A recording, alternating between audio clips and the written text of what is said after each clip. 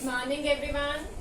Students, today we will discuss the next topic of our chapter number 7, animals living and surviving.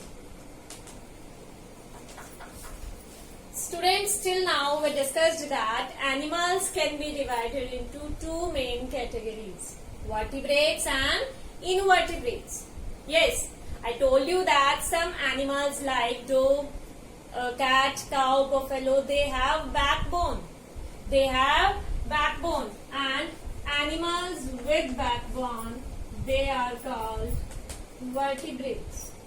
With backbone. Animals with backbone are called vertebrates. Okay, and some animals are there like insects and earthworms. They do not have backbone and they are called invertebrates.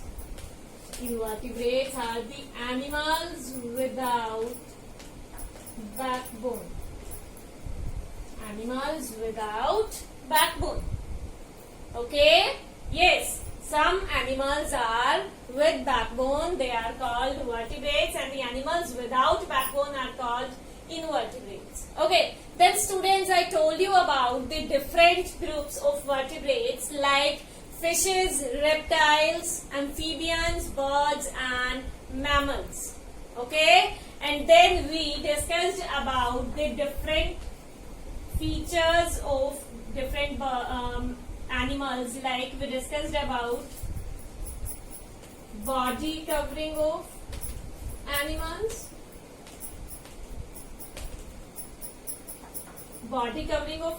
and then we discussed about movement in animals. Okay, and then we discussed about breeding in different animals.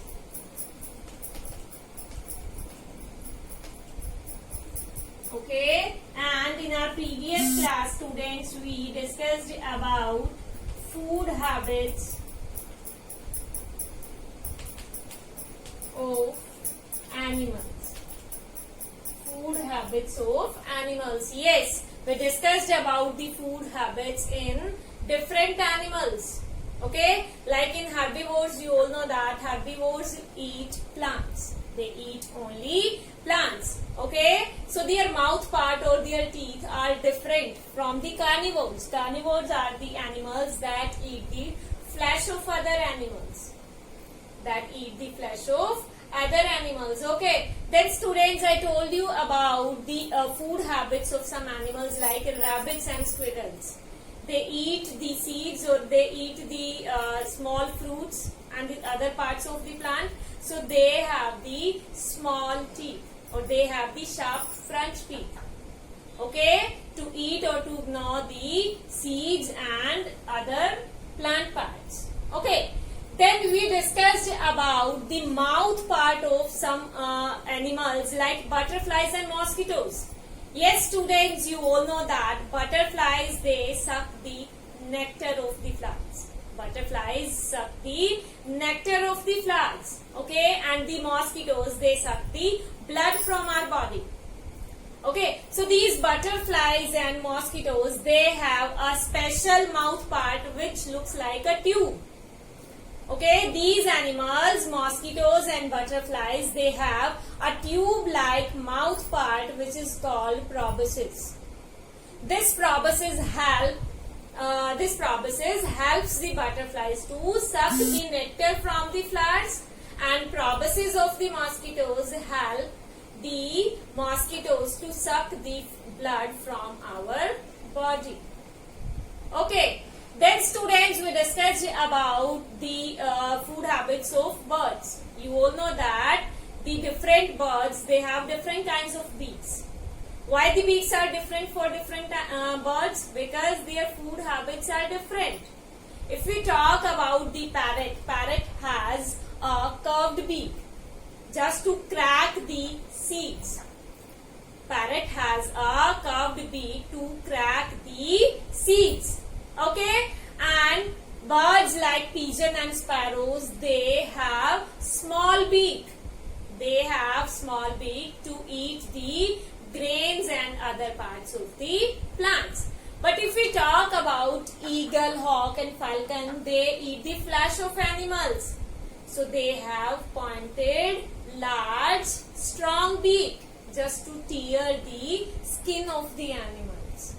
Okay? So students, this was about the food habits of different animals. Okay. Now students, you all know that all the animals, they live in a particular area or their body is adapted according to that area. Like you all know that camel, they can live in desert. Camel can live in the desert. Okay, but polar bear not. Polar bear cannot live in the desert. Now polar bear can live only on the poles. Okay, but students, sometimes what happens? Yes, sometimes the winter, some areas, they become inhabitable during the winter. Some areas or some regions of the earth, they become, some part of the earth, they become inhabitable during the winter. Inhabitable means the animals cannot live there in winter. Animals cannot live there during winter. Okay, what happens? Yes, bache, during winter, yes, the weather that becomes freezing cold. Sometimes the weather becomes freezing cold and the food becomes scarce.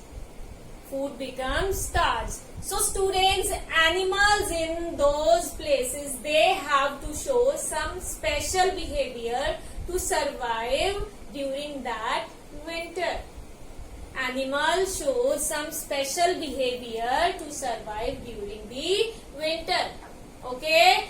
They will either hibernate or they will migrate.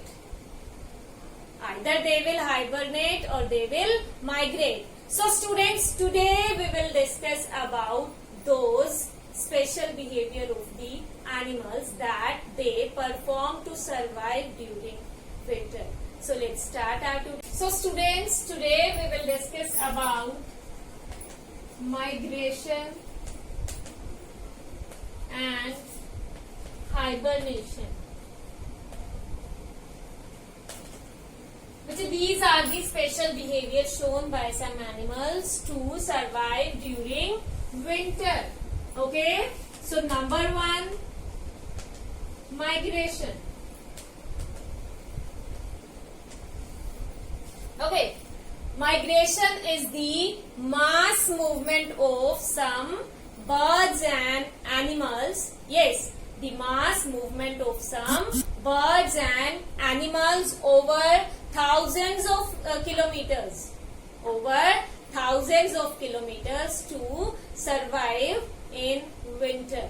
Or we can say the mass movement of some birds and animals over thousands of kilometers to avoid harsh winter. That is called migration. Mass movement of birds and animals over thousands of kilometers,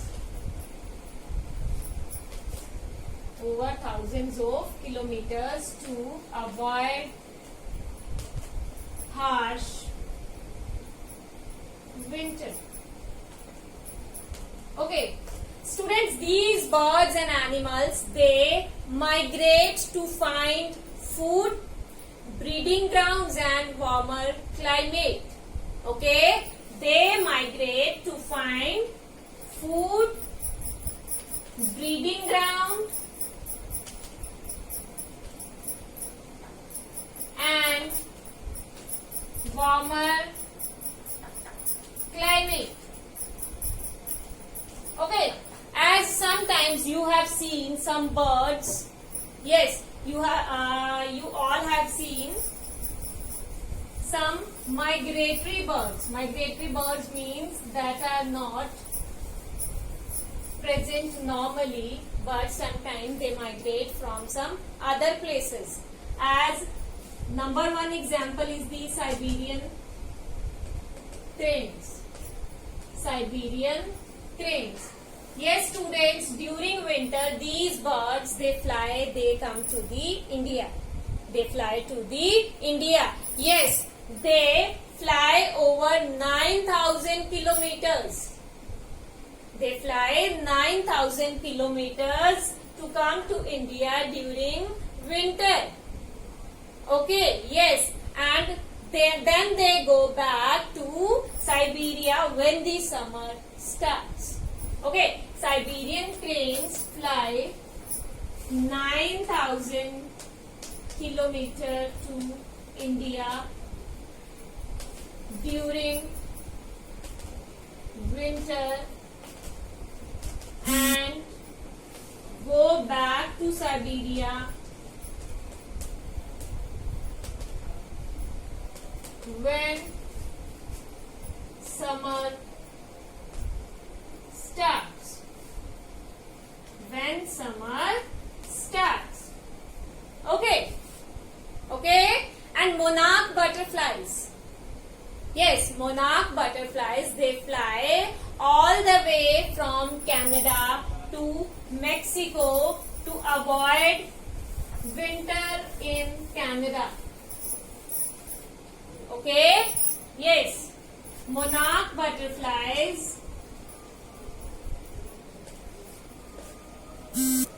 Monarch butterflies fly all the way from Canada to Mexico during winters. During winters. Okay. Yes, students, and some seals and whales. Seals and whales, they swim from, yes, they swim from Alaska. They swim from Alaska to South Pacific during winters. During winters. Okay. And student, the Arctic tern, they move or they migrate 17,000 kilometers to the Antarctic. Yes, the Arctic tern migrate 17,000 kilometers to Antarctica. Okay? Yes. And some whales, they leave the North Pole in the beginning of the winters. They leave the North Pole in the beginning of the winters. Okay? So students, these are the examples of the migration. Okay? And some animals, they show one more kind of behavior, one more special behavior, that is hibernation. Okay? Some animals do not leave their space during the winter. What they do? Yes, students, those animals, they go into the state of deep sleep. Some animals go into the state of deep sleep. Okay? And that is called hibernation. When some animals go into the state of deep sleep to avoid the harsh winter, that is called hibernation. That is called hibernation. Okay? And during hibernation, the animals, they appear to be dead. Okay? They appear to be dead. And there is no effect of loud music on them. Or if you will touch them, okay, or if you will shake them, then they will appear like dead bodies. Okay, yes, hibernation, a state of deep sleep to avoid harsh winter. Okay, some animals, they go into the state of deep sleep. Okay, then students, tell me one thing. How does these animals survive without food during hibernation? Yes, how does these animals survive without food during hibernation? Yes, students, what these animals do, when they eat their food during autumn, they eat more food than their requirement. Yes, when these animals, they eat food during autumn, then they eat more food than their requirement. Okay, and this extra food, this gets stored in their body as fat. Okay, what happens? Animals eat more food than requirement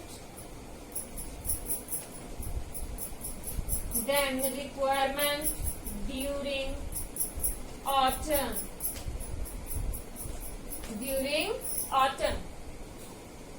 Okay, and this extra food, this gets stored in their body as fat.